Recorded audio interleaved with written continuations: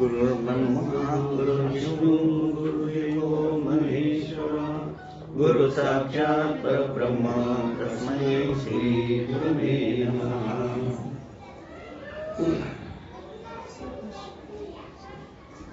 गेल्या बुधवारी आपण पान नंबर 190 पर्यंत आलो होतो। तर पान नंबर 189 च्या शेवटचा जो पॅरा आहे तो पुन्हा एकदा वाचतो आणि तिथून पुढे जाऊया। यानंतर परमपूज्य बाबांचे मार्गदर्शन असे झाले, या पुढील कार्य हे जगाला तारण्यासाठी असून जगाला तारण्यासाठी त्यासाठी तारक मंत्र सिद्ध झाला पाहिजे। तुला लहानपणी जो ओंकार श्री भैरवनाथाने शिकवला आहे, ही साधना जगाला पेलणारी नाही। कारण की तो नाद रूपाने नाद तो शब्द रूप व्हायला पाहिजे, म्हणजे नॉर्मल माणसं करू शकतील। समजा म्हणजे जगाच्या कल्याणासाठी साधना दिले हे लक्षात घेऊन रोज आपण साधना केली पाहिजे, हे पहिल्या डोक्यात ठेवलं पाहिजे। पहिल्यांदा आपण हे सगळं नैमित्तिक करत होतो तेव्हा, पण आता ती साधना नित्याने करायची आहे। तिथे परमनंट सोल्युशन, कारण यात आचार विचार व मग उच्चार आहे। आजचे जग स्वार्थासाठी बापाला सुद्धा बाप म्हणणारे नाही, मग ओंकाराचे पथ्य ह्या लोकांना कसे सांभाळता येईल? तू जो ओंकार शिकला आहेस ते लय तत्व आहे। लय म्हणजे परफेक्शन, मरण नव्हे। आंबा पिकला म्हणजे मग गोड होतो, म्हणजे परफेक्शन झालं। ते लय तत्व आहे म्हणजे नाद, त्यातून नाद सूर आणि स्वर ह्या क्रमाने साधना ही सोपी करणे आवश्यक आहे। त्यासाठी प्रथमतः ओम हा जो नाद आहे तो शब्दरूप व्हावयास पाहिजे, म्हणजे तो सर्वांना म्हणता येईल। यासाठी संक्रांतीपूर्वी तू नरसिंह सरस्वतीला भेटण्यासाठी वाडीला जा, कारण हा ओंकार फक्त ह्या स्वामींपाशी आहे। कारण का त्यांचा जन्म द्विजोतरी जन्म घेतला, ओम ओम म्हणतच जन्माला आले ते, आणि 7व्या वर्षी मुंज होस्तवर ओम शिवाय दुसरं काही बोलले नाही। आणि का बोलत नाही म्हटलं, ते म्हणे माझी मुंज करा म्हणजे मग बोलीन। म्हणजे त्यांचा जन्म दत्तप्रभूंच्या आशीर्वादाने झाला आहे। जन्म झाल्यावर आपली मुले रडतात, पण ह्याचा जन्म रडण्यासाठी नसून जगाला हसविण्यासाठी आहे। म्हणून तुम्हाला जर जीवनामध्ये हसायचं असेल आणि जीवन सुखी करायचं असेल तर त्यांनी सांगितलेलं ओंकार साधना ही करायची। पुन्हा यांचा जन्म रडण्यासाठी नसून जगाला हसवण्यासाठी आहे। व तुझ्याही बाबतीत दत्तप्रभूंनी तुझ्या वडिलांना आशीर्वाद दिला तेव्हा तुझा जन्म झाला। आणि दादा कसले योगी गुरु होते? राजयोगी। म्हणजे सगळं पंखा व्यवस्थित असा आराम करणार, नाही तर आपलं कुठे बसायला जागा नाही, जंगलात बसले झोपडी खाली असं नाही। म्हणून हे असे गुरु भेटणं भयंकर भाग्याचं आहे। इतकी साम्यता तुझ्या व स्वामींच्या जन्मामध्ये आहे, फक्त काळ वेगळा आहे। तेव्हा हा जो ओंकार त्याच्यापाशी आहे, त्याची मागणी तू केलीस तरच प्राप्त होईल। नुसते ओम असे म्हणून चालणार नाही व दुसऱ्याला प्राप्त होणेही शक्य नाही। यासाठीच तुला कामकाज बंद ठेवावे असे सांगितले, कारण ऐहिक प्राप्ती हे संन्याशाला विष आहे, व जो ओंकार ते जन्मतः घेऊन आले तो त्यांच्यापासून त्यांच्या कृपेशिवाय प्राप्त होणार नाही। यासाठी ऐहिक प्राप्तीचा लोभ ठेवलास तर ओंकाराच्या ऐवजी बोंबाबोंब होईल, हे लक्षात घेऊन वाडीला जा। आम्ही सर्व विभूती त्या दिवसाची वाट पाहू। तथास्तु तथास्तु तथास्तु। ह्या जन्मात तू चिरंजीव होशील। इथपर्यंत आपण आलो होतो, त्याच्या पुढे वाचायचं आहे, पण त्याच्यापूर्वी मी माहिती सांगतो थोडी। ते भैरवनाथाने जो ओंकार दिला तो नादरूप, तो अवघड होता आणि तो फक्त इहलोकापुरताच होता। त्याचं सौम्य रूप म्हणजे शब्दरूप होण्यासाठी नरसिंह सरस्वतींच्याकडे जा असं सलीम बाबांनी सांगितलं। यांचा जन्म रडण्यासाठी नसून जगाला हसवण्यासाठी आहे, म्हणून बाकीची सगळी नैमित्तिक कर्म तुम्ही करत होतात, गणपती बसवणं, उपास तपास वगैरे, ते सगळं बंद करून नित्य साधना करायची. म्हणजे तुम्ही तुमच्या जीवनामध्ये हसणार. हसवण्यासाठी आहे. म्हणून ओंकार साधना मनापासून करणे. सारखे प्रश्न विचारायचे नाहीत. एक वेळ जेवण राहिले तरी चालेल, साधना चुकायची नाही. कारण ज्ञानोपासना भाग 2 14वे संमेलन पान 46 वर ते वाचणे. आता आत्म्याची इच्छा. आता आत्म्याची इच्छा पुरी करा, साधना करा. सोयर सुतक आले असताना साधना करायचीच. म्हणजे वरती गेलेली व्यक्ती आहे तिला त्याचा उपयोग होईल. तसेच देहाला आतापासूनच विरक्तीची सवय करा. विरक्ती काका केला, आता समाधान राहिलं. विरक्त म्हणजे विरक्त केव्हा व्हायचंय? म्हातारे झाल्यावर, तोंड पडल्यावर मी दात खात नाही, मी विरक्ती आली आहे नाही, म्हणजे अरे काय दातच नाही तर खाणार काय? मग केव्हा विरक्ती होईल? सगळं खाता येतंय, सगळं येत असताना जर नाही खाल्लं म्हणजे विरक्त. दात पडल्यावर तुम्ही लाडू खाऊच शकत नाही. आतापासूनच विरक्तीची सवय करा, म्हणजे देहाचे वलय विसर्जित होईल. तेव्हा दुसरं काय सांगितलंय? आंघोळ केली पाहिजे, नाहीच खाल्लं पाहिजे, सकाळीच केले पाहिजे, अमुकच केलं पाहिजे, असं बंधन नाहीच आहे. त्याच्यासाठी सुद्धा नाही, माझ्या मनाने सांगत तर साधना आंघोळच्या केलं पाहिजे. ज्ञानोपासना भाग 1 पेज नंबर 57 10वे संमेलन.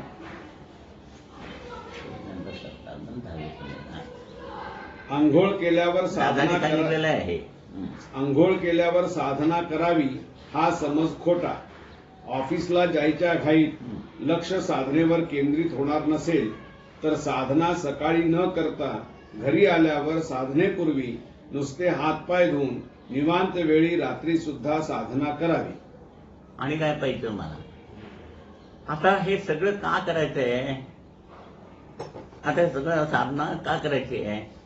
पैसे खूप मिळावे, चांगल्या मुलीचे लग्न व्हावं, सासरा खूप श्रीमंत मिळावा, घर चांगलं मिळावं म्हणून करायचंय. मग कशा करता करायचं?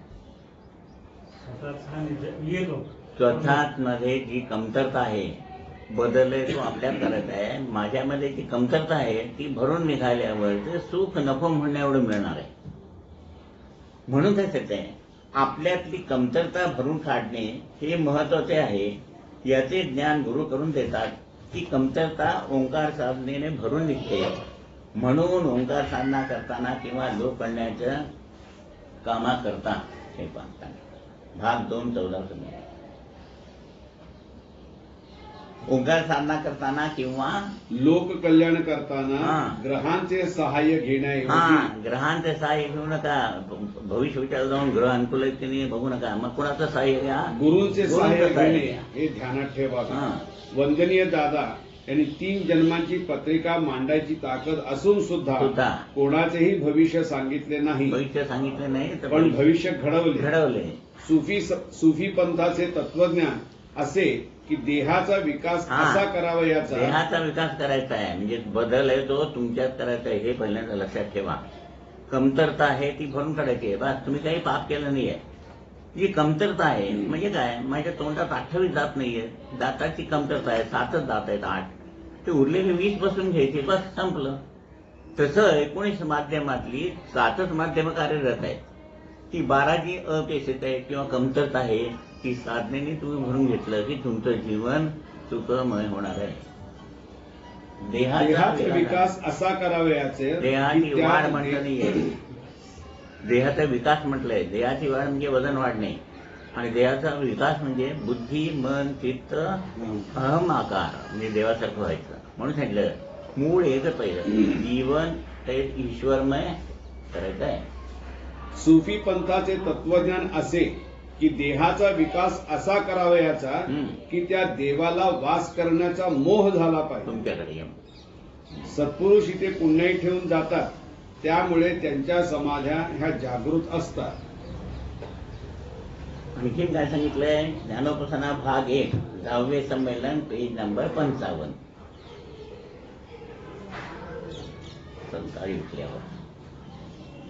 सकाळी उठल्यावर पहिल्यांदा आपले कर्म कर्तव्यानुसार होऊ दे असं म्हणायचं, म्हणजे दिवस कसा जातो बघा. हे सगळे काय ते गुप्त आहेत. जीवन ईश्वरमय करायची. आता पुढे सांगतो. आता पुढे वाचायला चालू करूया आपण. त्याप्रमाणे मी वाडीला गेलो. जाताना इच्छा ही होती की काम हे ह्याच वेळी व्हावे, पण ते काम सामान्य नव्हते. वाडीच्या हद्दीत गेल्यावर जी ओंकार साधना मला स्वामींकडे मागाव्याची होती, ते बाजूला राहून त्यांनीच मला असा प्रश्न केला की ओंकार म्हणजे काय, त्याचे स्वरूप पूर्ण ओळख व मग विचारणा कर. म्हणजे घाबरून टाकलं. बघितलं, घाबरला तर जाऊ दे म्हणायचं. कारण का घेणारा त्या पात्रतेच आहे की नाही हे पाहिजे की. प्रथमतः ओंकार म्हणजे काय हा प्रश्न विचारला आहे, त्याचे रूप पाहून घे. आणि काय केलं, असा तो ओंकार काढून दाखवला तर ते 10 सूर्य कसे तळपत असतात तसा तो प्रकाश दादाने बघितला. असं केलं. मग प्रश्न काय विचारला, तो ओंकार आम्हाला सांभाळायला येत नाही, पण तो ओंकार आम्हाला सांभाळू शकतो की नाही असं विचारलं. प्रथमतः ओंकार म्हणजे काय हा प्रश्न विचारला आहे, त्याचे रूप पाहून घे.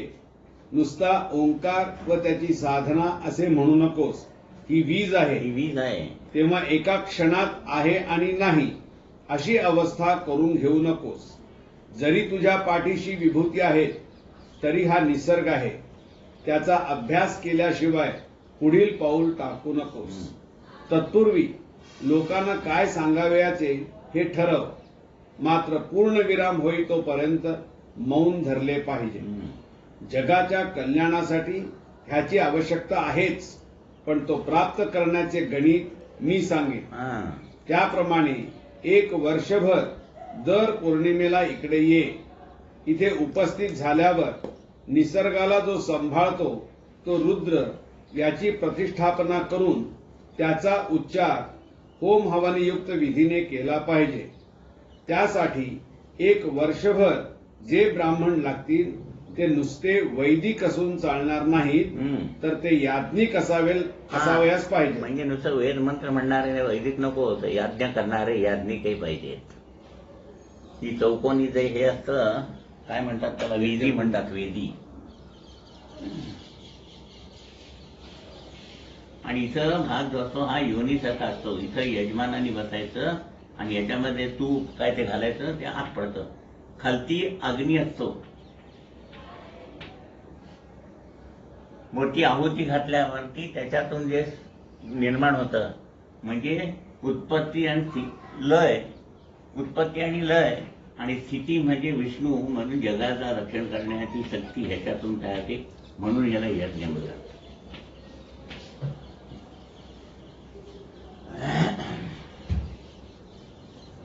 खालती अग्नी म्हणजे देवाचं मुख आहे. ते यातने आहुती घातला की तो प्रसन्न झाला. आपल्याला खायला घातला की प्रसन्न होतो आपण. तो प्रसन्न झाला की विष्णू प्रसवतो म्हणजे स्थिती. म्हणून केवळ वेद म्हणणारे नको, तर याज्ञ करणारे याज्ञिक पाहिजेत. त्यासाठी 1 वर्षभर जे ब्राह्मण लागतील ते नुसते वैदिक असून चालणार नाही, तर ते याज्ञिक असावयास पाहिजे. त्याप्रमाणे प्रथमतः तयारी कर. कारण ज्या ब्राह्मणांचा ह्या साधनेत समावेश होईल त्यांनी ह्या कालावधीत फक्त घरचे देव यांची पूजा अर्चा करावयाची असून इतर कोणतेही विधी करावयाचे नाही. म्हणजे काय, श्राद्ध पक्ष 6वा दिवस काही करायचं नाहीये. फक्त घरची पूजा करायची आणि यंत्र काम करायचं. मग बाकीचं विधी बंद झाल्यावर त्यांचं इन्कम कमी झालं की मग ते कोणी करायचं. म्हणून अशा प्रमाणात सगळा वर्षभरचा खर्च तू कर. याचे कारण वाडीत जे ब्राह्मण आहेत त्यांचा पेशा भिक्षुकीचा आहे. त्यांना वर्षभर भिक्षुकी बंद ठेवावी लागेल. त्यांना वर्षभरचा जो खर्च लागेल तो तू कर.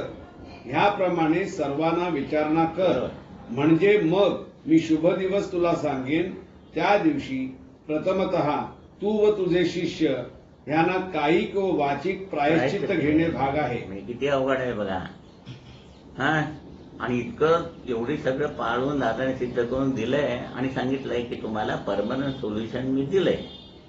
रोज तुम्ही मनापासून साधना करायची आहे. मग संपलं की नाही, आणि काय प्रश्न विचारायचे. म्हणून उदाहरण सांगितलं की कायमची नित्य साधना करायची. एक वेळ जेवण झालं तर चालेल. तुम्ही देहाची किती काळजी केली तरी एक दिवस तो तुम्हाला लटकवणार, पण आत्मा नाही लटकवणार. आत्मा या जन्मातला जन्मोजन्मी तसंच म्हणजे मागच्या जन्मात आत्मा तोच होता, या जन्मात तोच असणार आहे, पुढच्या जन्मात तोच असणार आहे. म्हणजे जो साथ देतो जन्मोजन्मी त्याची व्यवस्था करायची आहे. म्हणजे ओंकार साधना म्हणजे प्राणायाम. समजलं.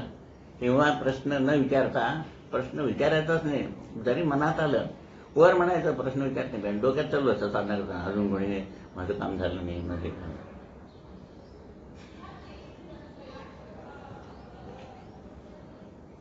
वरीलप्रमाणे सर्व पूर्व तयारी झाल्यावर परमपूज्य स्वामींनी आज्ञा दिली. त्याप्रमाणे साधनेचा आरंभ 22 डिसेंबर 1977 रोजी झाला. आणि त्या संबंध वर्षभरच्या हवनाला मी गेलो होतो. कारण मी एकाच केंद्रप्रमुख जात होतो. त्यावेळी लोक एवढे नव्हते आणि मी सगळी 12 हवनं अटेंड केलेली आहेत. त्यावेळी हवनास ज्या देवदेवतांना आवाहन केले होते त्या येणेप्रमाणे ग्रहमंडळ, श्री पंचमुखी हनुमान, श्री महालक्ष्मी, श्री महासरस्वती, श्री महाकाली, श्री वास्तुदेवता, श्री नवनाथादी विभूती, ब्रह्मा विष्णू महेश व पंचतत्वात्मक देवता यांचा समावेश व मुख्य श्री रुद्र, श्री गणपती आदी देवतांचे पूजन अर्चन व शेवटी हवन व पूर्णाहुती अशा प्रकारे प्रत्येक वेळेला हवन या विधीप्रमाणे होत होते व त्यानंतर अन्नदान, द्रव्यदान हे विधी होत होते. आता एवढ्या सगळ्या देवता सगळ्या आवाहन करून त्यांना खुश करून त्यांच्याकडनं आशीर्वाद घेतलाय. मग आपण आणि कुठलं वेगळं पूजन करायची गरज आहे का? पण सोडा म्हणलं की कसं सोडायचं? धरलंच नाही काही तर सोडायचा प्रश्न सोडायला सगळे आले ते. म्हणजे अशी जागा रडले. त्या गर्जीने प्रसन्न अशा सुपाऱ्या दिला म्हणाले, आज दत्तप्रभू प्रसन्न झाले, इतकं सुंदर तू केलंस म्हणून त्या सुपाऱ्या दिल्या. आणि त्या सुपाऱ्या प्रत्येक केंद्रावर आहेत म्हणून काम होतंय, उगीच फुकट होत नाही. त्यात काल त्यांचा साखरपुडा झाला. ते वर्षापूर्वी आले ते, माझं लग्न होत नाही म्हणाले. मग वेळा सोबत ठेवून जाऊ म्हणाले. वर्षात लग्न ठरलं, काल साखरपुडा झाला. असं कार्य कुठे बघितलंय का? उदी फुकल्यानंतर काम होतं. म्हणजे एवढी सिद्धता करून दिली आहे. फक्त प्रत्येक तुम्ही कोणी कमी नाही. तुम्ही सुद्धा दुसऱ्यांच्या कल्याणासाठी निराकरण घेतलं तर त्यांना होईल, पण त्या पद्धतीने साधना केली पाहिजे. याप्रमाणे पहिले हवन झाल्यावर एमबीबीएसचा कोर्स आहे. 100 बसले सगळे डॉक्टर झाले, सगळे डॉक्टर औषध देऊ शकतात ना. मग सगळे सेवक झालं ते काम करू शकत नाही. हे नाही, ते तुमचं काम. मग तुमचं काम काय? नंतर जेवणात.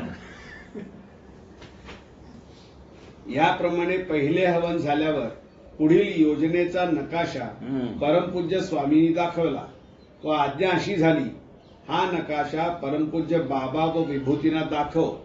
कारण ह्या नकाशामध्ये 3 लोक आहेत. तेव्हा हे काम एकट्याचे नाही. आपण पूजनासाठी आवाहन करतो ते देवदेवतांना असते व सुपारी हे त्या देवदेवतांचे प्रतीक समजून सर्व विधी होत असतो. अशा विधीची सिद्धता शास्त्र, मंत्र व तंत्र यांनी युक्त असेल तर सिद्धता होत असते. तेव्हा जो नकाशा दिला आहे त्याप्रमाणे पुढील पौर्णिमेपासून कार्याला सुरुवात कर. प्रथमतः ओंकार साधना तू मागितलीस त्यावेळी मी नाही म्हणालो होतो. याचे कारण गेल्या 500 वर्षात अनेक लोक येऊन गेले. प्रत्येकाचा प्रश्न स्वतःचे कसे होईल, इतरांचा विचार नाहीच. परंतु परमार्थ जोडण्यासाठी ऐहिक सोडावे लागते हे कुणालाही माहीत नाही. ऐहिक म्हणजे केवळ पैसा नव्हे तर साधकाने आपली नावो निशाणी विसरावी लागते. मी अमुक, मी तमुक, म्हणजे ते सुद्धा विसरायचं. तू कोणी नाही तू. म्हणून मी नाही म्हणालो होतो. पण तू जे काही मागितलेस ते स्वतःसाठी नाही, त्यात सर्व जगताचा उद्धार आहे म्हणून मी तयार झालो. तेव्हा मी जो नकाशा दिला आहे हा आपण म्हणतो तसा नाही. हा नकाशा सिद्ध करीत असताना आपल्या जीवनाची नशा उतरली पाहिजे. आता संबंध जगासाठी तयार करायचं आहे म्हणजे संबंध पृथ्वी त्यात इन्क्लूड झाली पाहिजे. म्हणजे किती 360 अंश. म्हणून हा नकाशा जो सांगितला की 5 केंद्र सांगितली. कुठलं? मुंबई, पुणे, मुंबई, पुणे, कराड, बेळगाव आणि गोवा. हे मुंबई ते गोवा 360 किलोमीटर आहे. म्हणजे 360 अंशाने हे मॅच झालं. म्हणजे जगासाठी करायचं. पुढे वाडीहून पुण्याला गेल्यावर समजताय ना, गडबड होत नाही ना. नंतर दिल्लीला गेलो. ह्या प्रवासात हा विचार करीत होतो की हा नकाशा म्हणजे काय असेल. जगात पुष्कळ नकाशे पाहिले आहेत, पण हा नकाशा काही वेगळा असेल असे अनुमान मी काढले. कारण त्याबाबत कल्पना किंवा तर्क करून उपयोगी नव्हते. शेवटी हा नकाशा स्वप्नात पाहिला. त्यावेळी आग्रा येथील हॉटेलात होतो. साधारण पहाटे 3 वाजले होते. त्यावेळी जगाचे गणित परमपूज्य सलीम बाबांनी सांगितले, हे जग किती अंशाचे आहे? 360. मी म्हणालो 360 अंशात आहे. हे जग पाहिले तर महान आहे व लहानही आहे. आपल्याला जी साधना सिद्ध करावयाची आहे त्यासाठी महान जग उपयोगी नाही. लहान जग म्हणजे मिनिएचर असावयास पाहिजे. मुंबई ते गोवा हे अंतर 360 मैल आहे. याचा अर्थ 360 अंश आहे असे जमेस धर. म्हणजे हे गणित सुटेल. ह्या 360 मैलाचे 5 भाग कर. म्हणजे जी सिद्धता करावयास आपल्याला स्वामींनी सांगितले आहे ते सिद्ध होईल. म्हणजे सलीम बाबा आणि स्वामी बोलत होते. सलीम बाबा मुसलमान आणि हे ब्राह्मण बोलत नाही असं नव्हे. म्हणजे त्यांच्यात किती एकता आहे बघा. एकी. त्यासाठी जे सहाय्य हवे ते 5 पीर करतील. ही साधना सिद्ध करण्यापूर्वी 20 वर्षे तू ज्यांना 5 पीर म्हणून संबोधित होतास व बऱ्याच वेळा परमपूज्य साईबाबांनी तुझे 5 पीर काय म्हणतात असे विचारले होते. हे 5 पीर म्हणजे सांगितलं मी तुला. मोहम्मद जिन बाबा, आजमी शरीफ बाबा, फत्तेपूर सिद्दीक सलीम बाबा, हाजी मलंग बाबा आणि ख्वाजा बंदे नमाज गुलबर्गा. हे 5 पीर म्हणजे 5 विभूती. ती वेळ आता आली आहे. म्हणजे ह्या 5 केंद्रांना तू 5 पीर असे म्हण. ह्या 5 विभूती परलोकवासी होऊन शेकडो वर्षे झाली आहेत. ते 5 आत्मे जे ह्या जगतात अवतार म्हणून जन्माला आले होते व त्यांचे जीवन ईश्वरमय झाले. जीवन ईश्वरमय होणे हा महत्वाचा मुद्दा सारखा डोक्यात ठेवा. त्यांचे जीवन ईश्वरमय झाले असे 5 आत्मे म्हणजे विभूती. ही साधना सांभाळतील. असे 5 पुण्यात्मे ह्यांची स्थापना स्वर्ग लोकात कर व इहलोकात या 5 पीरांना मुंबई ते गोवा या 5 ठिकाणी उपस्थित करून उपासना सुरू कर. ओंकार ह्या विषयात अ, उ, म अशी 3 अक्षरे आहेत व प्रत्येक अक्षर 3 अंगांनी युक्त आहे. कुठल्या उच्चार मध्येला 3 अंग. या 3 अक्षरांच्या 3 प्रदक्षिणा होतील. यामध्ये अ अधिक उ बरोबर ओ. म्हणजे आपल्याला कोणी हाक मारली की आपण ज्याप्रमाणे होकार देतो त्याप्रमाणे आपल्या आत्म्याने अ अधिक उ बरोबर ओ म्हणजे होकार दिला.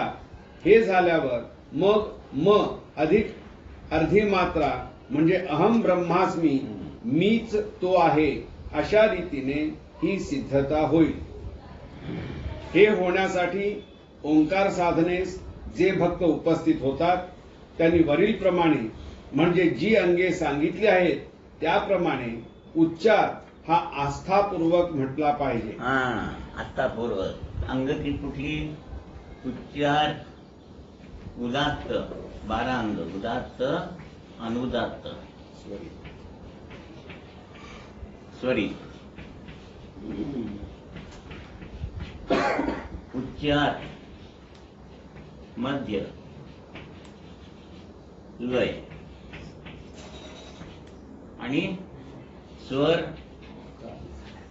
ताल, लय, शेवटचं उच्चार, आचार, विचार.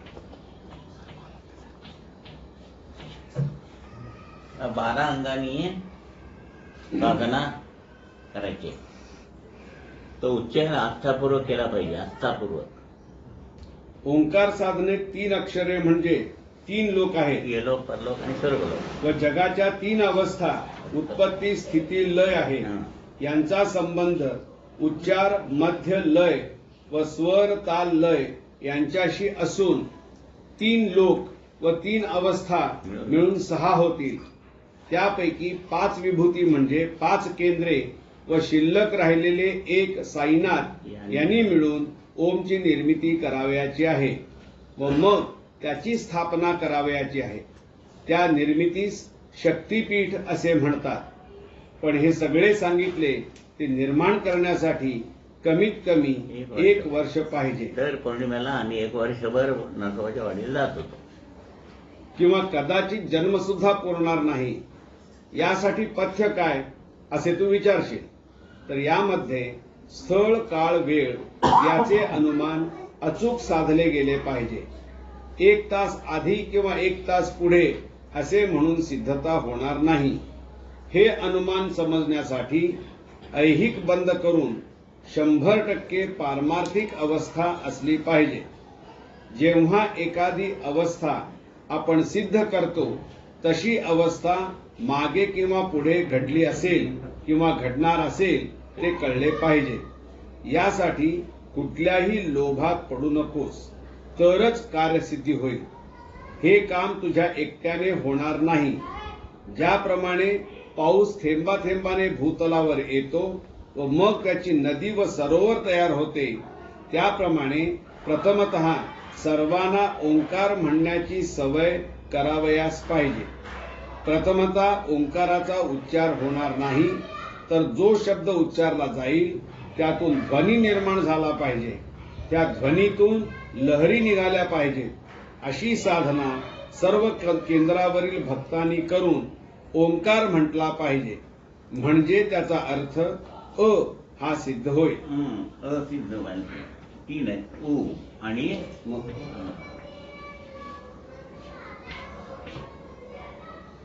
यानंतर साधनेचा भाग म्हणून अ म्हणजे ओंकार हा सर्वांना शिकवला व ध्वनी लहरी ध्वनी अशी साधना लोक करू लागले. म्हणजे कसं संथा पद्धतीने संथा ओम हाय ओमच आहे. उच्चार, मध्य, लय, संथा. त्यावेळी पहिले अक्षर अ हे सिद्ध करण्यासाठी तू वाडीला ये असे स्वामींनी सांगितले. त्यावेळी 1978 सालातील गुरुपौर्णिमा होती. त्यावेळी अशी आज्ञा होती, मागील हवनविधीप्रमाणेच सिद्धतेची क्रिया करावयाची आहे. परंतु ह्यावेळी पौर्णिमे आधीचे 2 दिवस व नंतर 3 दिवस असे एकूण 5 दिवस व 5 रात्री वाडीस राहिले पाहिजे. या 5 दिवसात वाडीची मर्यादा ओलांडता कामा नये. याशिवाय ह्यावेळी ज्या ऐहिक जीवनाचा लाभ तू लोकांना दिलास त्यासाठी जी साधन सिद्धता तू औदुंबर येथे केलीस त्यांचा लाभ गुरुदक्षिणा म्हणून मला दे. म्हणजे तुमच्या अडचणीसाठी निवडण्यासाठी निराकरण होतीये. सोमवारी 11 रुपये ठेवून शंकराला देवात ठेव, मंगळवारी पूजा कर, प्रसाद पूजा दे, जानव बदल, हे जी ऐहिक सुखासाठी होती ती सगळी निराकरण सिद्ध केलेली आहे. त्यांना गुरुदक्षिणा म्हणून परत द्यायची. मग तू ओंकार साधना म्हणजे अ याला सुरुवात कर. हे करीत असताना लोक तुझ्या दर्शनासाठी आले किंवा त्यांनी पूज्य भावनेने दिलेल्या गुरुदक्षिणेचा स्वीकार केलास तर पुढील साधनेत अडथळा निर्माण होईल. याची दक्षता बाळग. आता इथं पुढे 5,000 रुपये ठेवलंय, बघितल्यावर काय होईल? काय होईल? म्हणजे किती अवघड आहे. ते कुणी केलं? दादाने आपल्यासाठी केलं. याची तरी आपण जाणीव ठेवून साधना करायची मनापासून. त्यावेळी जे भक्त भाविक वाडीला आले होते त्यांनी दीक्षा घेतलेली होती व आतापर्यंत ह्या दीक्षेने ऐहिक लाभ त्यांना झाला होता. त्या दीक्षेच्या मोबदल्यात सर्वांना पुढील साधना याचा स्वीकार करावायचा आहे. त्यासाठी सर्वांनी घाटावर स्नान करून परमपूज्य स्वामींच्या पादुकांपुढे विडा, दक्षिणा व श्रीफळ ठेवून हवनास उपस्थित राहावे अशी विनंती मी सर्वांना केली. तेव्हा आम्ही पण होतो, गेलो होतो मी. त्यावेळच्या आनंदाचे वर्णन करता येत नाही. सर्वांना काही हे दृश्य पाहण्याची दृष्टी प्राप्त झाली नव्हती, पण मला जे दृश्य दिसले त्याचे वर्णन मी लिहितो आहे. सर्व भक्त गुरुजींच्या घरी जेव्हा आले तत्पूर्वी त्यांनी गंगेत स्नान केले होते. त्याचा परिणाम म्हणून काय दृश्य दिसले असेल तर सर्वांना स्थूल देह नाही हे पाहून मला रडू आले. ह्या जगात जन्माला येऊन सर्वांना हे जग पाहण्याचा मोह अनावर होत असतो व ह्याच देहात इच्छा वासना शिल्लक राहिलेल्या असतात. तो देह दिसत नाही. म्हणजे देह मुक्त झाला आणि आत्मा दिसला. समजलं की नाही? देहामध्ये वासना असतात म्हणून महिलांचं जाळलं तरी त्या वासना शिल्लक राहून त्यासाठी पुन्हा जन्माला यावं लागतं. म्हणजे कार्य ते 100% झालं. वासना सगळ्या जाऊन गेला, देह मुक्त झाला आणि आत्मा परमात्म्या अवस्थेत गेला. म्हणजे जीवन ईश्वरमय सर्वांचं झालं. मग ह्या सर्वांना काय द्यावयाचे असा प्रश्न डोळ्यासमोर उभा राहिला. तेवढ्यात गुरुजींची हाक मला ऐकू आली की दादा तयारी झाली का? तेव्हा मी मूळ अवस्थेत येऊन होय म्हणालो. त्याप्रमाणे विधीचा आरंभ झाला. वेद मंत्रांचा शब्द ऐकू येऊ लागला. जीवनात इच्छा अशी होती की केव्हा ना केव्हा असे मंत्र आपण ऐकू. आवड अशी होती की आपण खूप शिकावे, संस्कृतचा अभ्यास करावा. परंतु ईश्वराची इच्छा वेगळी होती, त्यामुळे मला शिकता आले नाही. पण आजचा दिवस श्री ज्ञानेश्वरांनी म्हटल्याप्रमाणे सोनियाचा दिवस अमृते पाहिला तशी माझी स्थिती झाली. श्री क्षेत्र नरसोबाची वाडी व तेथील विद्वान ब्राह्मण हे ओंकार साधनेला सिद्ध झाले आहेत. यापेक्षा जगात सुख काय आहे असा विचार केला. ह्या जन्मात हे पुण्य आपल्या हातून घडावे हा संकेत ईश्वराचा आहे. तेव्हा परमपूज्य स्वामींनी आज्ञा दिल्याप्रमाणे 1 वर्ष अथवा 12 वर्षे सेवा करू. जरी यात लोक सहभागी झाले नाहीत काय म्हणतात बघा दादा, तरी परमपूज्य बाबांनी दिलेले घर आपण विकू पण मागे फिरणार नाही असा विचार मनाशी केला व हवनास बसलो. त्या दिवशी सर्व देवदेवतांचे पूजन केले. त्यावेळी पाटावर एकच देवी पाहिली, ती म्हणजे श्री महासरस्वती. म्हणजे प्रथम अक्षर अ हे सिद्ध होण्यास आरंभ झाला. हे निश्चित झाले. अक्षरांची ओळख अ पासून ज्ञ पर्यंत आहे. ज्ञ म्हणजे श्री गणपती. याचे दर्शन प्रथमतः ह्या हवनास झाले व अशी जाणीव झाली की पुढे आज्ञा होईल तेव्हा श्री गजाननाचे दर्शन तुला घडेल.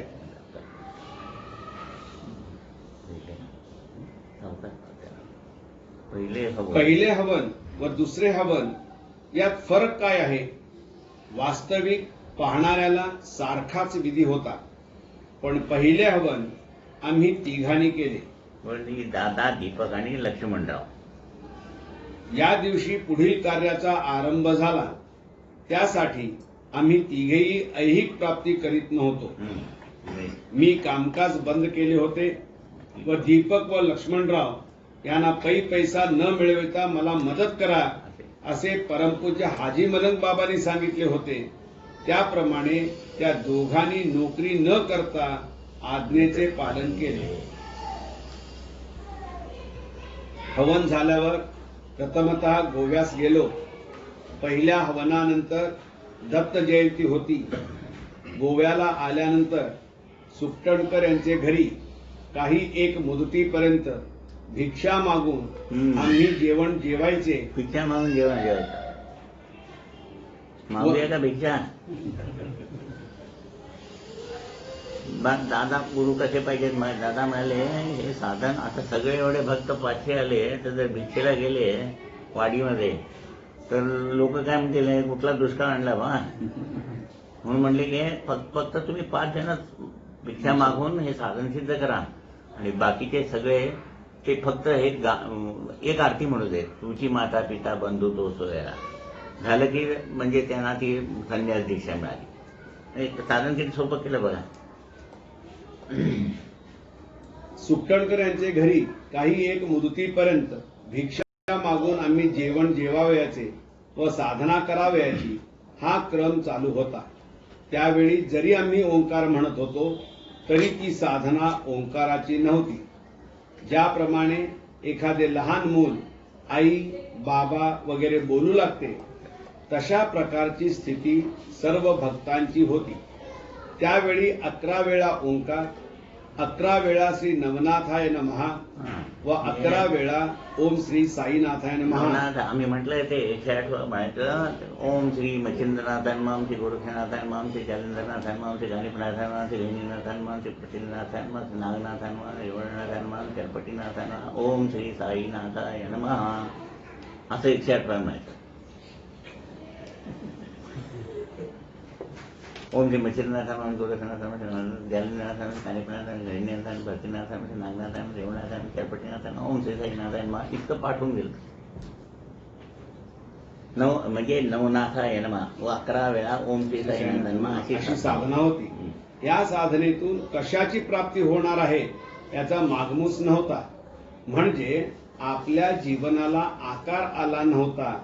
आपण जन्म घेतो तो जन्म कर्मासाठी म्हणजे ऐहिक सुखासाठी आहे, पण जन्माला येऊन पारमार्थिक जीवन प्राप्त झाले पाहिजे म्हटल्यावर पारमार्थिक जीवनाला आकार नव्हता. ऐहिक जीवनात जशी 15 माध्यमे आहेत तशी परमार्थात 15 अंगे आहेत. त्यांची ओळख मी मागावून तुला सांगेन. तोपर्यंत हवनाची व्यवस्था तू कर. जन्माला येऊन पैसा याची प्राप्ती भूषणावह नाही. ओम भवती भिक्षांदेही असे ज्यावेळी साधक मागतो त्यावेळी परमार्थ सुरू होतो अशी आज्ञा झाली. आज्ञेप्रमाणे एकूण 9 पौर्णिमेला हवन झाल्यावर 9 पौर्णिमेची सांगता ही महारुद्र स्वाहाकाराने झाली. ह्या 9 पौर्णिमेला वेगवेगळे अनुभव मी अनुभवू शकलो. कुणी म्हणतात अनुभव, कुणी म्हणतात प्रचिती, कुणी म्हणतात सांगता. म्हणजे काय हे उत्तर निश्चित सांगता येत नाही. म्हणजेच साखर गोड आहे पण त्याचा अनुभव खारट की तुरट आहे हे सांगण्यापैकी आहे. आज आत्मनिवेदन लिहावे म्हणून आज्ञा झाली आहे म्हणून सर्व काही लिहिणे भाग आहे. ऐकताना हे खरे की खोटे आहे हा वाद आहे. ज्याप्रमाणे कोंबडी जाते जीवानिशी पण खाणारा म्हणतो कोंबडी वातड आहे, त्याप्रमाणे साधना सिद्ध करणे हे सोपे नाही. मनासारखे सुख प्राप्त होण्यासाठी कर्म असून ते कर्म सुद्धा अधीन होत नाही, तेव्हा साधना ही किती अवघड आहे याचा आढावा घ्यावा लागतो. एकदा कोणीतरी प्रश्न विचारला दादांना गुरुमार्ग म्हणजे काय? काय उत्तर दिलं असेल दादांनी? गुरुमार्ग म्हणजे मनासारखे न घडणे. लोकांची कल्पना काय इकडे आला प्रश्न विचारला की सगळं ते आपलं बरोबर व्हायला पाहिजे असं नाही आहे. एकदा तुमच्या मनासारखं झालं की लगेच तुमचा दुसरा प्रश्न तयारच असणार आहे. मागितलेला जे मिळणार आहे त्याला तुम्ही ऍडजस्ट व्हायचं आहे. तुम्ही मागेल तसं. म्हणून साधना सिद्ध करायची अवघड आहे. कारण आपण काहीतरी विचार करत असतो ते मिळतच नाही. त्याप्रमाणे पहिल्या पौर्णिमेला ह्या अक्षराचा आरंभ केला त्या दिवसापासून माझे शरीर झिजू लागले. त्याला कोणी आधिव्याधी असे म्हटले तरी तो आजार नव्हता. गुरुमार्गात आजार होणे एक गालबोट गुरुना आहे. म्हणून आचार हा महत्वाचा आहे. त्या आचाराची सवय मला नव्हती. ओंकार साधना सिद्ध करण्यासाठी आपला आचार हा पिंडाप्रमाणे आहे तो बदलून जेव्हा ब्रह्मांडाचा आचार शिकू लागलो तेव्हा ह्या 9 पौर्णिमेमध्ये कितीतरी आजार झाले. आता आपला आचार कसा आहे, एक गुरूंच्याकडे गेला आणि तो आल्यावरती दरवाजा असा ढकलला, चपल्या अशा ठेकल्या आणि येऊन बसला. ते गुरु म्हणाले इकडे उठ. पहिल्यांदा ते जाऊन दरवाजाची क्षमा माग, मग ते जोड्यांची क्षमा माग आणि मग येऊन. हा उठला गेला, त्याला म्हणाले धक्का मारून आलं, चूक झाली. जोड्यानं सांगितलं असं टाकलं ते म्हणजे हे काय त्यांची का क्षमा मागायला सांगितली. ते म्हणले त्यांचा अपमान करायला जर तुम्हाला अधिकार आहे मग त्यांची क्षमा मागायला नको का. म्हणजे मी त्याला गुरु म्हणून घडवतोय, कळलं. आचार हे अतिशय महत्वाचे. पहिल्यांदा म्हणून सांगितलं ते की कुलधर्म कुलाचार कुलोपासनामध्ये 75% कुलाचार आणि कुलोपासना आहे. बोलणं कसं पाहिजे, काय बा कुठे मला होता एक कप चहा पाजव की, म्हणजे काय एक कप चहा पाजव रे आपण, हे कसं म्हणणं मेला होता. प्रत्येक म्हणजे सकाळपासून संध्याकाळपर्यंत जे आपण क्रिया करतो त्याच्यातून समोरच्यांच्यावर काय परिणाम होतो याचा विचार करायला शिकायला पाहिजे. बोलणं कसं पाहिजे, बघणं कसं पाहिजे, आचार उच्चार आणि उच्चार. म्हणून त्या आचार फॉरेनला गेलं दादा, लंडनमध्ये काय शिकून आलो तर म्हणे तिथला आचार शिकून आलो मी. वागणं कसं होतं त्या लोकांचं की हा खरंच काम व्यवस्थित करत असेल तर त्याला संपूर्ण मदत करायची. तिथं आमच्याकडे द्या पैसे द्या मदत करा असं सांगावं लागतं म्हणाले, तिथं सांगावं लागलं नाही. तेव्हा ह्या 9 पौर्णिमेमध्ये कितीतरी आजार झाले, औषधोपचार चालू होते, पण प्रश्न असा होता दवा की दुवा. शेवटी मी शरण आलो की मला आधी दुवा पाहिजे व मग दवा पाहिजे. शरीराचा धर्म आहेच व त्याला जगवणे भाग आहे, तेव्हा दवा हा आवश्यक आहे, पण प्रथम दुवा हा पाहिजेच. त्याप्रमाणे आजपर्यंत साधना चालू आहे. जसे जसे आपण क्षितिजाजवळ जातो तसे पुन्हा क्षितिज पुढे आहेच असे दिसते. त्याप्रमाणे साधनेला अंत नाही, ती अनंत आहे. म्हणून अंधकार नाहीसा होतो, म्हणजे जगाचे अज्ञान दूर होते. आज शेकडो शोध लागले आहेत व पुढेही लागतील, पण जेव्हा आपण बोध घेऊ तेव्हा या शोधामागे साधना आहे हे समजेल. आपली साधना प्रापंचिक असून ईश्वराची साधना विश्वाची चालू आहे. म्हणून श्री ज्ञानेश्वरांनी म्हटले आहे की ते पसायदान आहे. त्याऐवजी आपण म्हणतो की पसायदान. ते त्यांनी सांगितलेलं ज्ञानेश्वरांनी पसाय ज्ञान, म्हणजे पसायदान हे पोटासाठी पाहिजे आहे. ज्या दिवशी आपण जगासाठी मागू त्या दिवशी आपण धन्य होऊ. ज्ञानेश्वरांनी म्हटलेलं काय आहे, पसाय ज्ञान, पसाय ज्ञान. आणि आपण काय म्हणतो पसाय दान, म्हणजे पोटासाठी आणि हे जगासाठी. शेवटी या 9 पौर्णिमेचा विधी यथायोग्य झाल्यावर आम्ही 3घे जण फतेपूर सिक्रीला गेलो.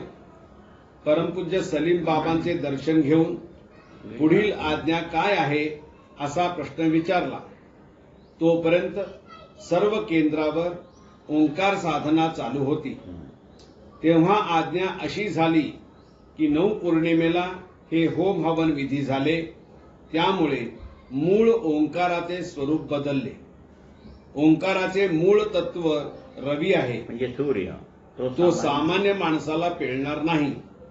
तेव्हा त्याचा प्रकाश चंद्रावरून घेतला पाहिजे. शीतल. चंद्राची कला ही प्रतिपदेपासून पौर्णिमेपर्यंत वाढणारी आहे. हा निसर्गाचा धर्म आहे. त्या धर्माप्रमाणे साधकाला जावे लागते. एकंदर 9 पौर्णिमेला आपण हवन केले, म्हणजे 9 मध्ये 3 भाग केले. हे 3 लोकांचे झाले. त्या प्रत्येक भागात उत्पत्ती स्थिती व लय ह्याप्रमाणे 3 अवस्था एकरूप होऊन ब्रह्मांड म्हणजे ओंकार होतो. इहलोकामध्ये जेव्हा लय अवस्था असते तेव्हा परलोकामध्ये उत्पत्ती असते. म्हणजे या लोकांत जेव्हा पौर्णिमा असते तेव्हा तिकडं अमावास्या असते आणि इथं जेव्हा अमावास्या असते तेव्हा इकडं पौर्णिमा. व स्वर्ग लोकात लय अवस्था असते तेव्हा इहलोकाची अवस्था उत्पत्ती असते. अशी ब्रह्मांडाची रचना आहे.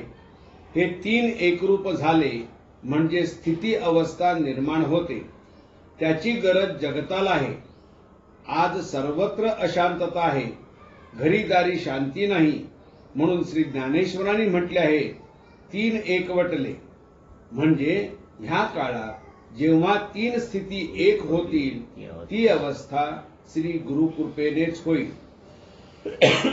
यासाठी श्री गुरुना परमेश्वर मानून त्यांची पूजा अर्चा करावी, परंतु गुरूंचे स्तोम किंवा थोतांड माजवू नये. पहिले चरण व मग शरण या दोन क्रिया आम्हा मानवांच्या हातून घडल्यावर तिसरे जग म्हणजे मानवता ह्या युगाचा जन्म होईल.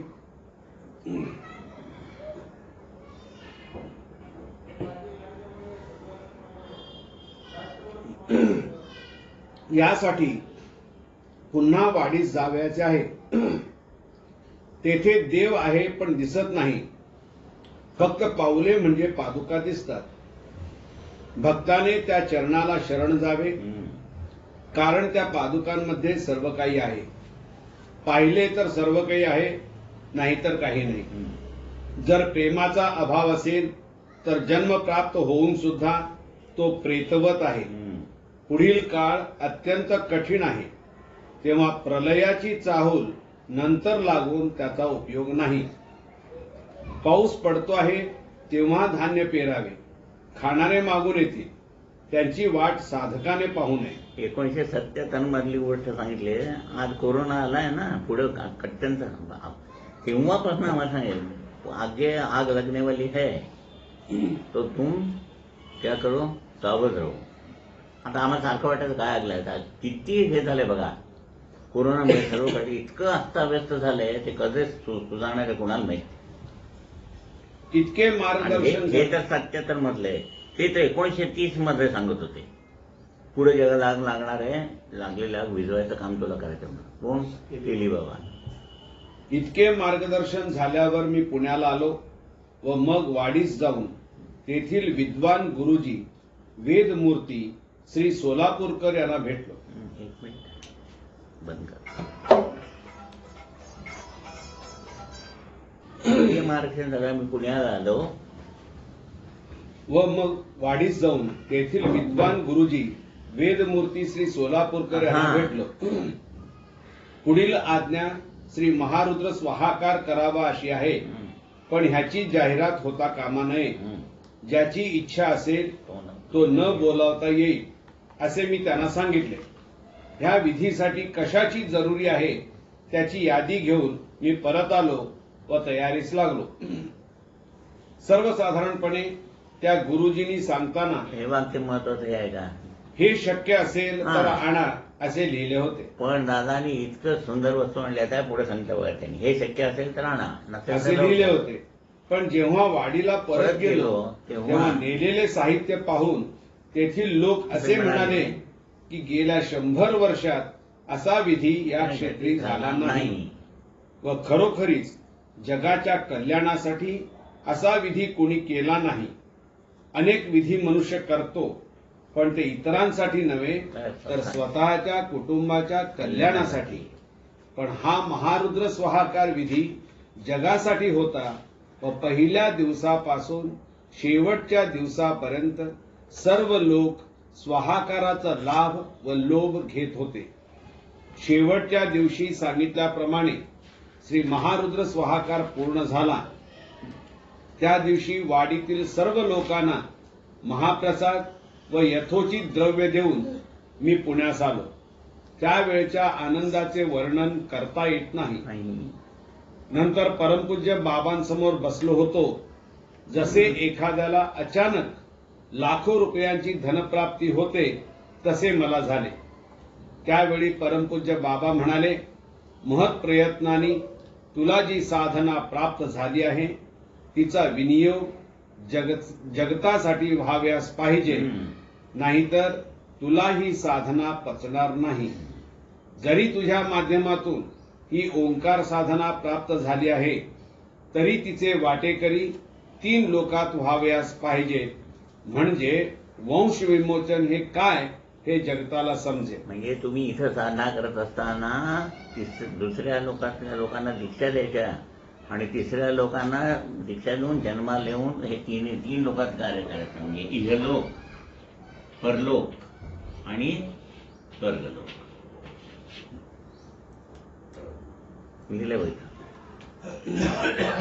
त्यात तरी तिथे वाटेकरी 3 लोकात व्हायला पाहिजे, म्हणजे वंश विमोचन. हे काय हे ऐकून मी थक्क झालो.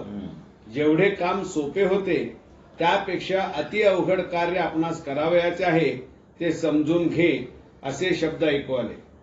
9 पौर्णिमेला हवनादी विधी झाला आहे, म्हणजे अ अक्षर सिद्ध झाले आहे. त्यापुढे म पर्यंत जावयाचे आहे. तत्पूर्वी उ अक्षर सिद्ध करावयाचे नसून ह्या 3 अक्षरातील जो अ प्राप्त झाला आहे त्याची प्रचिती भक्तांना आली पाहिजे, म्हणजे म ची प्राप्ती होईल. हे कोडे काही समजेना. अ अक्षर सिद्ध कर व उ ची प्रचिती जगाला आल्यावर म ची प्राप्ती होईल असे सांगितले व आपण ऐकले. ह्याचा अर्थ काय, हा प्रश्न माझ्या पुढे उभा राहिला. दिवसामागून दिवस जात होते पण उत्तर सापडेना. शेवटी गोव्याला गेलो व यंदा नवरात्र गोव्याला कर अशी आज्ञा झाली. त्याप्रमाणे मी ह्या वर्षी गोव्याला नवरात्र करणार असे सांगितले.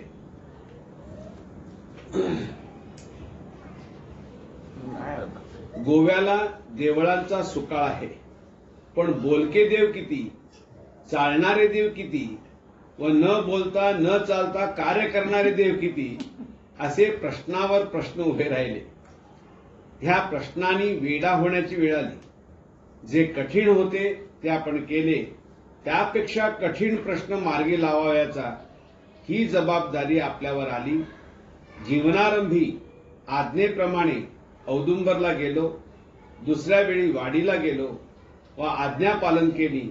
आता तिसऱ्या वेळी आज्ञा अशी झाली की जे सिद्ध केले आहेस त्याचे वाटे 3 लोकात कर.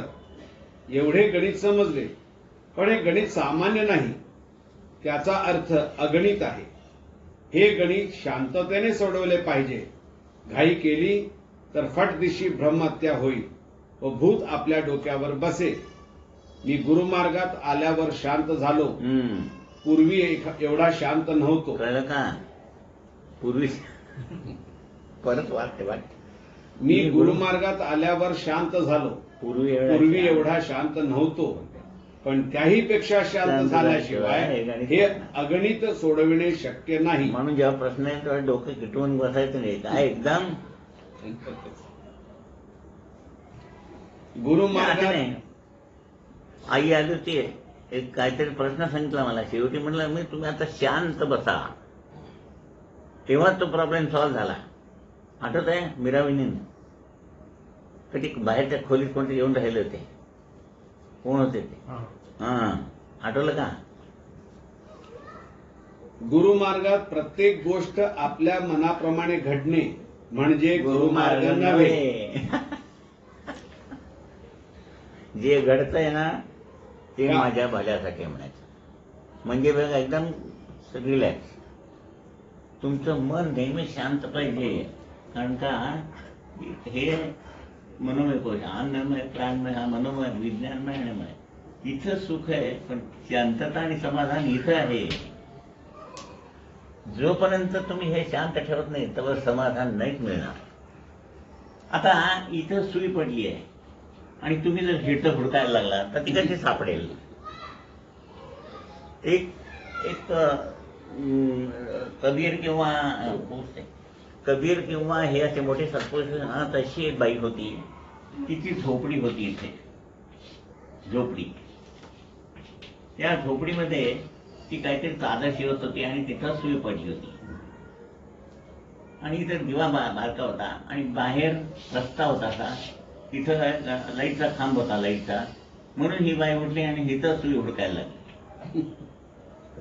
जाणार येणारे मानत होते तिला, कबीरला मानतात असे. ते म्हणाले, बाई काय झालं, सुई हरवली आहे माझी म्हणाले. मग सगळे हुडक सगळं म्हणून लागले, अहो सुई हरवली कुठं?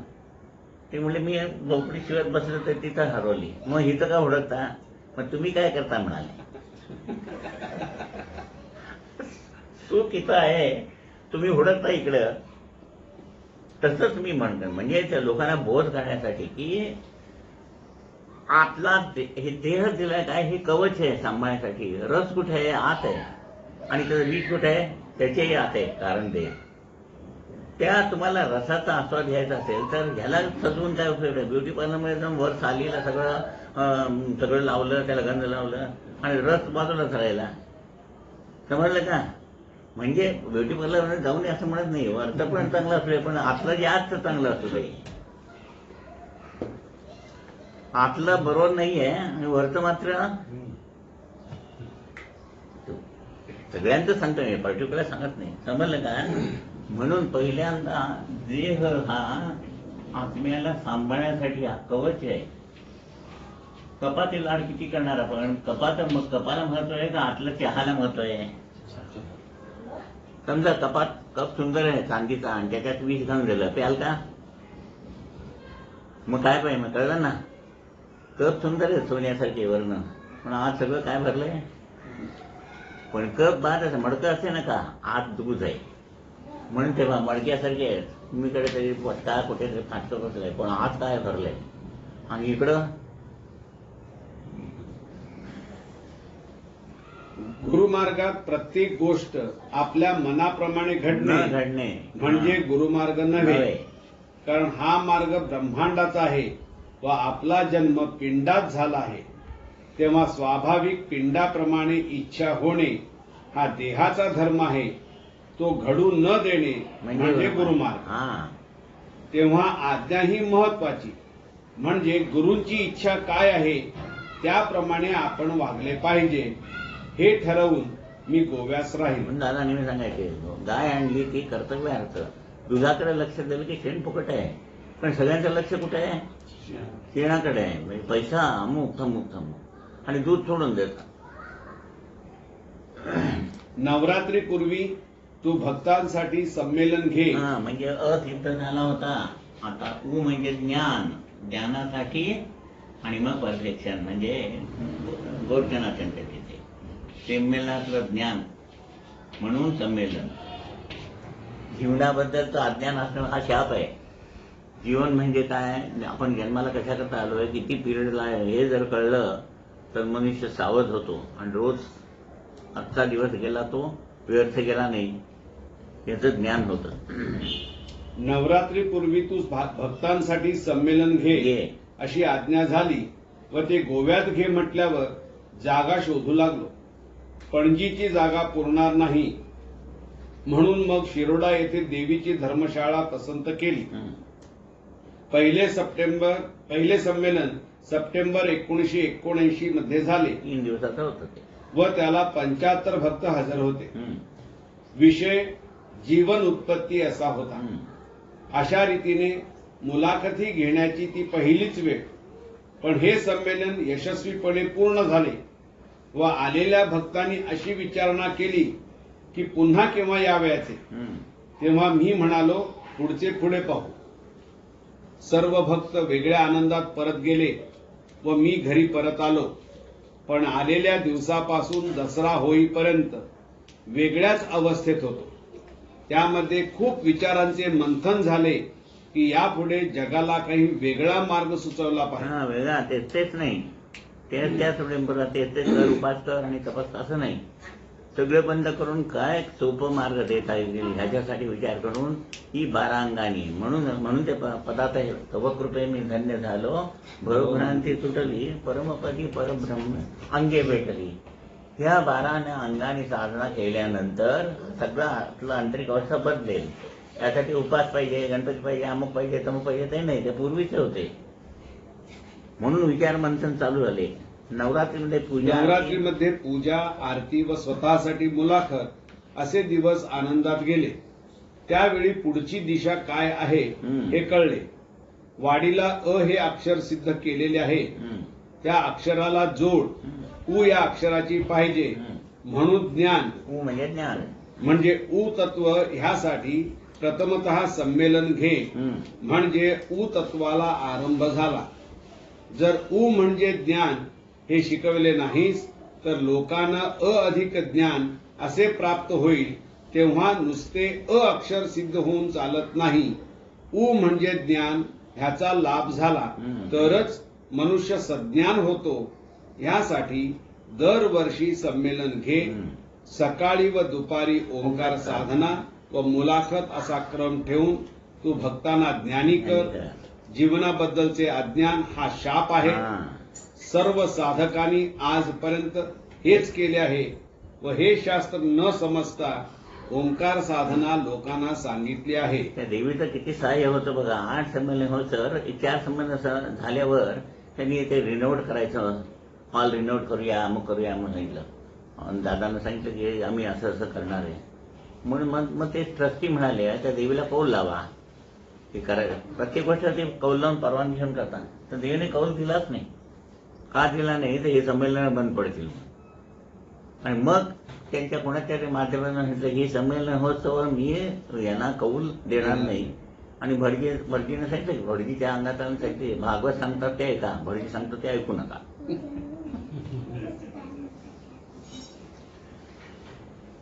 म्हणजे आपल्याला कुणाकडनं मिळाली आणि कशी साधना मिळाली आहे, त्या साधनेचं महत्व किती आहे हे आपण लक्षात घेतलं पाहिजे. याच्या पुढे काय ओंकार साधनेच्या पुढे काही नाही. आता सुद्धा तिथं त्या हॉलचं रिनोव्हेशन करायचं म्हणून तेव्हापासून राहिलेला प्रश्न अजूनही तसाच आहे. त्याने ते ह्या हॉलचं रिनोव्हेशन करायचं सोडलं, नवीन हॉल दुसरीकडे बांधला त्याने. कारण त्या हॉलमध्ये दादा साधना वगैरे केलेल्या आहे, त्या व्हायब्रेशन आहेत ना, तिथे लोक येतील त्यांचं कल्याण होणार आहे. आणि तो जर पाडला आणि सगळं गेलं तर ते सगळं तिथनं जाईल. म्हणून ती देवी कौलच देत नाही. म्हणजे हे कार्य परमेश्वराचे चालू झालंय आणि दादांच्या माध्यमातून होत आहे. एवढं तरी झालं की एकूण 8 संमेलने झाली. ह्या संमेलनात जो महत्वाचा विषय होता तो म्हणजे शक्तीपीठ. जन्माला येणाऱ्या प्रत्येकाला जन्म म्हणजे काय हे समजले पाहिजे. म्हणजेच पिंडाची ओळख झाली पाहिजे.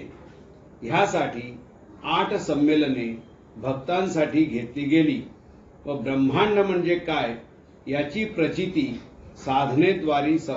साधनेद्वारे समजली पाहिजे याची शिकवण दिली गेली. नुसते ब्रह्मांड असे म्हणून शाब्दिक विवेचन न करता त्याची प्रचिती आली पाहिजे. यामध्ये पिंडाची अंगे उच्चार, मध्य, लय व ब्रह्मांडाची अंगे स्वर, ताल, सूर ही असून ही दोन्ही सिद्ध झाल्याशिवाय ओंकार निर्मिती होत नाही. व अशी षटकोनी आकृती तयार झाल्यावर शक्तीला आवाहन करावे लागते. म्हणजे प्रथमतः पीठ तयार झालं पाहिजे. 4-5-6 म्हणजे षटकोनी असतं, म्हणजे शक्तीपीठ.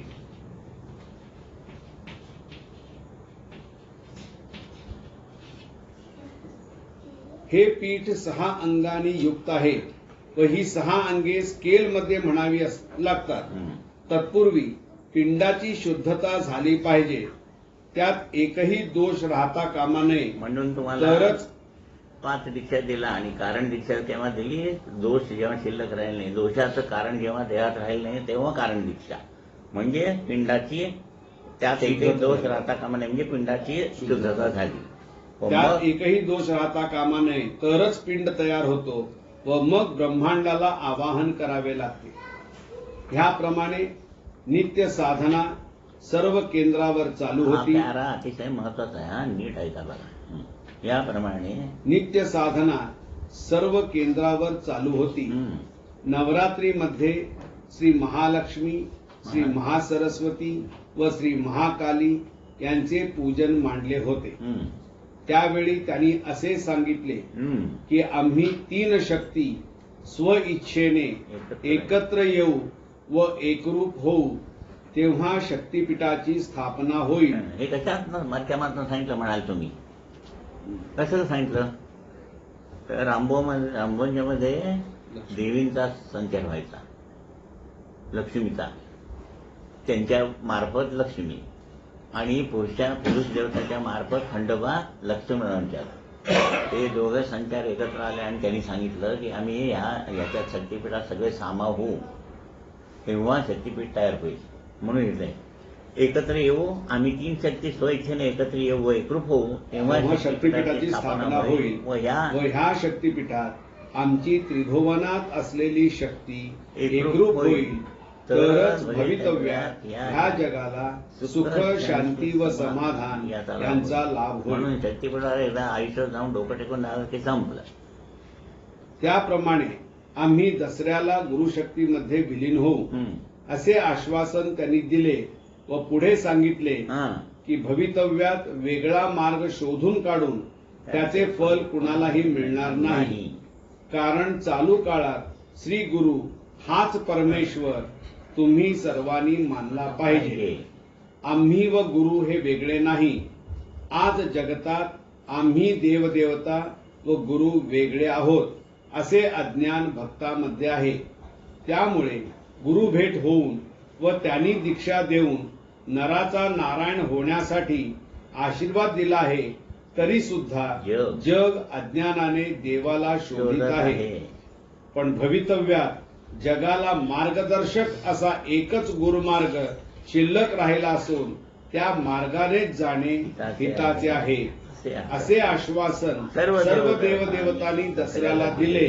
म्हणून श्री साई शक याची घोषणा दसऱ्याच्या दिवशी केली. त्यात सगळे 33 कोटी देव आणि कुठला एक नवीन तयार झालेला ते सगळे आहेत. त्याला नमस्कार तुम्ही एवढा केला की तुमच्या कुलस्वामिनीला कोण असेल तिथं जाऊन पोचणार. तुम्ही हुडकायला गेला नाही कुलस्वामी उगीच काय ते सांगतात, माहित नसतं काय तुमच्या दगडाखाली होते टिपून ठेवले, तिला काढा अमुक करा. मग तुम्हाला दिसतंय तर तुम्ही काढा. उगीच काय ते सांगून मोठं असं करा तसं करा. काय केलं? काय केलं नाही. आमच्या मार्ग किती सोपा, आज सगळं किती आराम आहे. श्री साई शक या शकाचा आरंभ 1982 साली दसऱ्याला झाला व त्याची खूण म्हणून चांदीची श्री साई शक प्रतिमा म्हणजेच मुद्रा तयार करून सर्व भक्तांना पूजनासाठी दिली व अजूनही देत आहोत. ही प्रतिमा किंवा मुद्रा म्हणजेच देव. बात आता तुमच्या घरी देव येऊन बसला की माणी कुठला देव त्याला नमस्कार करायचा आणि शांत बसायचे. हे बरोबर पहिलं जागेवर पाहिजे. यातले विचार क्षणाक्षणाला बदलतात. एकदा आहे ना देव बस दादाने सांगितलं म्हणजे ते असणार. आणि आपल्याला अनुभव येतोय कसल्या बाधा. आता सचिनचा फोन ह्याचा कुठला ठेव नागणे तिच्या बायकोला असं प्रतिमा बांधायला दिल्यावर सगळा त्रास कमी झालाय म्हणा. चिंतेच्या सुनेचा अनुभव आहे, कितीतरी अनुभव आहे. ही प्रतिमा किंवा मुद्रा म्हणजेच देव. कारण आज जे देव आपल्याला पूजनात आहेत त्या देवदेवतांच्या प्रतिमा पूजनात ठेवण्याची आपली इच्छा असूनही भवितव्यात त्या मिळणार नाही. यासाठी ह्या 3 प्रतिमामध्ये तिन्ही शक्तींचा समावेश झालेला आहे. उत्पत्ती स्थिती लय तिन्ही शक्तीचा तिन्ही प्रतिमामध्ये व याहून वेगळा देव आहे असे मानून आपण भक्त वेगळे होऊ नका. ज्या अर्थी देवदेवतांनीच असे ठरवले की आपण एकत्र येऊन एकच शक्ती ह्या जगाला तारणारी निर्माण झाल्याशिवाय ह्या जगाला सुख शांती लाभणार नाही, तेव्हा सुज्ञानी असा विचार करावा की आपल्याच अज्ञानाने आपले जीवन दुःखमय होणार आहे. तुम्हाला सुख लाभावे म्हणून तुमच्या जन्माआधीच ही योजना देवानी केली आहे. ती परमपूज्य साईबाबा व दादा यांनी निर्माण केली नसून ही योजना 2500 वर्षापूर्वीची आहे. 2000 वर्षापूर्वी नाथाने म्हटले. जे शक्तीपीठ आज आपल्याला दिसते आहे त्या शक्तीची स्थापना श्रीनाथांनी केली आहे. तेव्हा ही शक्ती अनादी अनंत आहे व त्या शक्तीची सेवा करणे हा आम्हा मानवांचा धर्म आहे. आज जगात पुष्कळ धर्म असून त्या परत्वे कर्म त्याचे तत्वज्ञान न समजण्या पलीकडे आहे. आज जगतात परिस्थिती अशी आहे की जगण्यासाठी धर्म कोणता, तेव्हा परमपूज्य साईबाबांनी म्हणजे श्री दत्तप्रभूंनी अवतार घेऊन असा सिद्धांत मांडला आहे की साई म्हणजे मानवता, हाच आजचा श्रेष्ठ धर्म आहे. व ह्या धर्माला साधना कोणती, तर ओंकार साधना हाच उपाय जन्माला येण्यासाठी व तरण्यासाठी असून त्याप्रमाणे वागणे म्हणजेच मोक्ष व मुक्ती. श्री साईशक प्रतिमेवर जे प्रतीक आहे ती 2 पावले आहेत, याचाच अर्थ मोक्ष व मुक्ती. ह्यापेक्षा अधिक गरज कशाचीही नाही. जी 8 संमेलने घेतली गेली त्यामध्ये अशी शिकवण दिली गेली की जीवन म्हणजे काय व जन्माला येऊन केवळ सुख भोगणे व देवाकडे अधिक सुख मागणे हे अज्ञानीपणाचे लक्षण असून जीवनाचे कार्य अधिक काही आहे व ते मिळवण्यासाठी आम्ही मानवानी सदैव प्रयत्नात राहणे म्हणजे जीवनाची सार्थकता आहे. अशा प्रकारे हा ज्ञानयज्ञ होऊन 8व्या संमेलनात शक्तिपीठाचे आवाहन केले गेले व त्यानंतर परवरीला साईधाम बांधण्यासाठी भूमिपूजन पाडव्याला केले गेले. ह्या काळापर्यंत ओंकार साधनेतील जो ऊ म्हणजे ज्ञान होणे म्हणजे काय हे सर्वांना समजले होते. त्यामुळे सर्वजण उत्साही होते.